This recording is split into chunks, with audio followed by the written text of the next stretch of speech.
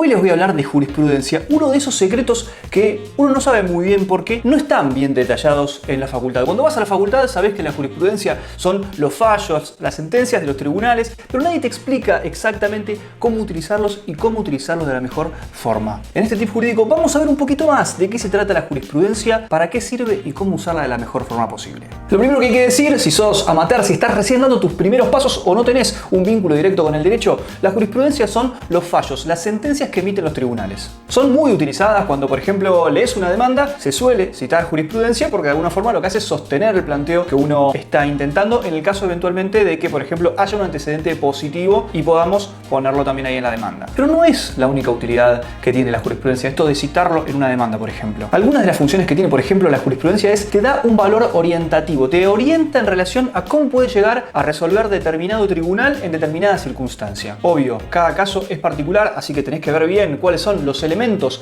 de tu tema. Pero si, por ejemplo, vas a promover una demanda en el Foro Civil y Comercial Federal por un amparo de salud, sabés que justamente ahí tramitan muchísimos amparos de salud. Así que es recomendable que sepas, que te fijes si el tema que vos estás llevando, por ejemplo, un reclamo por un acompañante terapéutico por una persona con discapacidad, es muy probable que encuentres jurisprudencia vinculado a tu reclamo. Esto también te va a dar la pauta, que es lo que decíamos, de cómo puede llegar a resolver la justicia, la jurisprudencia de ese foro puntual y frente a un tema con determinadas características. No es que inexorablemente vas a saber cómo va a resolver un determinado juzgado, pero te va a dar una noción, te va a dar una idea de cuáles son los elementos distintivos de ese tema, de ese eventual caso. Por un lado tenemos que es orientativo, te va a poder dar una noción de cómo puede llegar a ser resuelto un determinado tema que, por ejemplo, vas a llevar vos o tu abogado a tribunales. Ahora bien, también hay otra cosa muy interesante que se puede llegar a lograr con la jurisprudencia y es ver distintos criterios. Esto no solo implica que vas a nutrir tu propio criterio y tu propia demanda eventualmente, también vas a poder conocer distintos puntos de vista si haces un buen análisis de la jurisprudencia. Vas a tener la visión eventualmente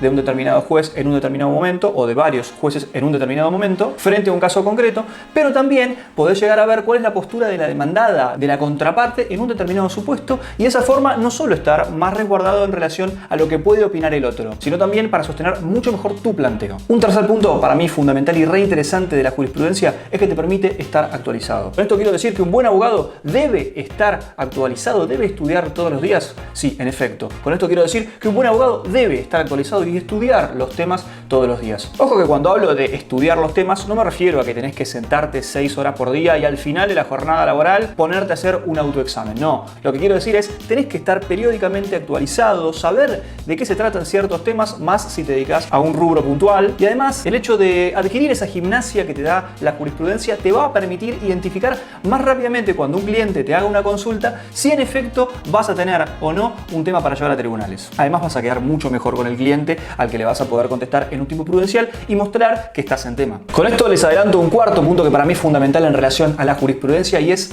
jerarquizar la jurisprudencia. Dividí la jurisprudencia que más te sirva para tu planteo, para tu interés, para dar la respuesta que tengas que dar. Con jerarquizar la jurisprudencia me refiero a que la dividas y puedas llegar a discriminar en relación a el tiempo y en relación también a de dónde proviene esa jurisprudencia. Sabemos que si bien los tribunales no están obligados absolutamente a resolver como los tribunales superiores, es decir, por ejemplo, si la Corte Suprema de Justicia de la Nación ha resuelto una contienda de una determinada forma, los casos análogos en líneas generales se resuelven como lo resolvió la Corte Suprema de Justicia de la Nación. Te sugiero que si tenés un fallo de Corte Suprema lo tengas bien presente porque muy probablemente la jurisprudencia de los tribunales inferiores va a ir por esa línea. Pero además, jerarquizarla en el tiempo. Jurisprudencia más reciente siempre va a ser más útil que la jurisprudencia más antigua. ¿Por qué? Bueno, básicamente porque nos va a dar una noción, una foto más inmediata de cómo es que se está resolviendo un determinado tema en un determinado fuero. Entonces te va a dar una noción muchísimo más precisa una sentencia más reciente. Otro aspecto para mí fundamental de la jurisprudencia es que te permite conocer sobre un determinado tema sin sentirte que estás estudiando ese determinado tema. No sé si me estoy dando a entender.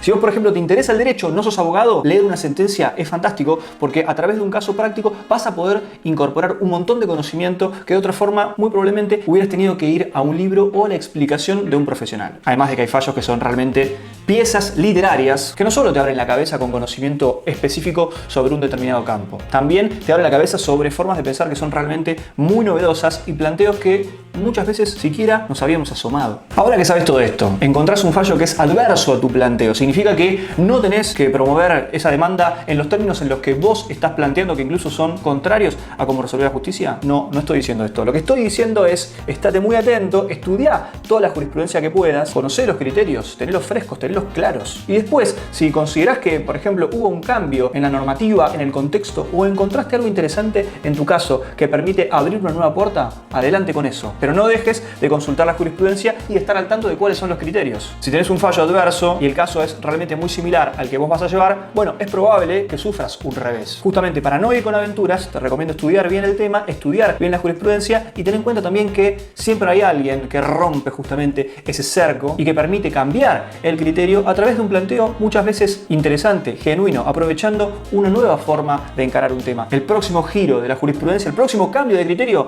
puede venir a través de una demanda tuya. Pero para eso va a ser fundamental que estudies bien cómo viene la tendencia, cómo son los criterios y cuáles son los argumentos por los que una demanda ha prosperado y otra demanda no ha prosperado. La idea es que cuentes con la mayor cantidad de elementos posible a la hora de sentarte y hacer tu demanda o eventualmente contestar demanda. Te cuento una última clave, un bonus track en relación a la jurisprudencia. Chequea siempre la jurisprudencia que deja el tribunal en las sentencias y también la jurisprudencia que cita la demandada, porque muchas veces en la locura del tecleo rápido queda una cita que no es correcta y eso muchas veces puede ser un elemento a favor de uno. O incluso citándose jurisprudencia, puede que esa jurisprudencia no esté dentro del molde de la cuestión que se quiere defender. Así que atención también con eso porque ahí puede haber una clave ganadora. ¿Sos de leer jurisprudencia? ¿Te interesa? ¿Te gustaría que hagamos un tutorial de dónde buscar la mejor jurisprudencia posible? Déjamelo acá abajo en los comentarios.